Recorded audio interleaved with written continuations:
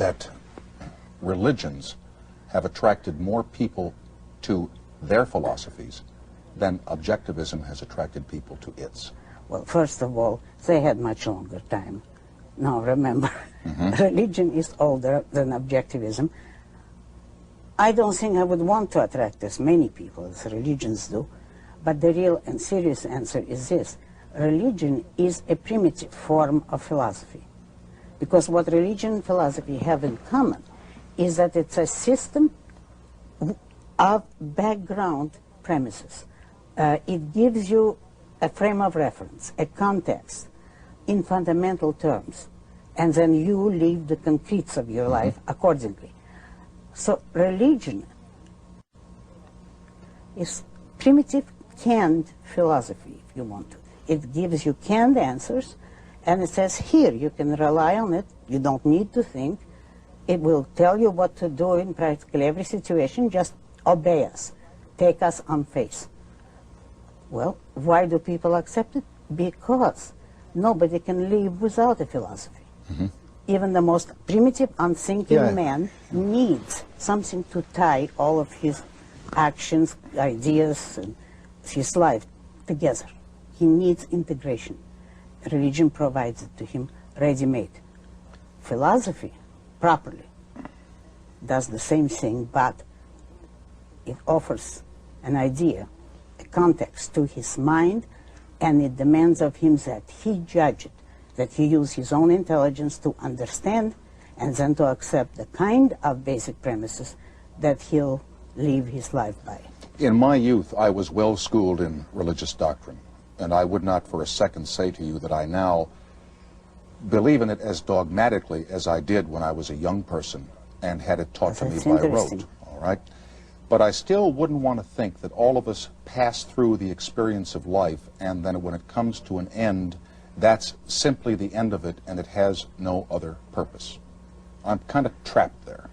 I would like to think that there is something beyond the end of this thing we call life. But tell me, supposing you were convinced that there isn't, what difference would it make to you now? Oh, it would make a tremendous difference to me. Yeah, I think so. But it would, for the better. Well, you see, I think for the worse. Why? I wouldn't like to believe that when this body dies, that this spirit is now gone, that it's defeated. It's not defeat.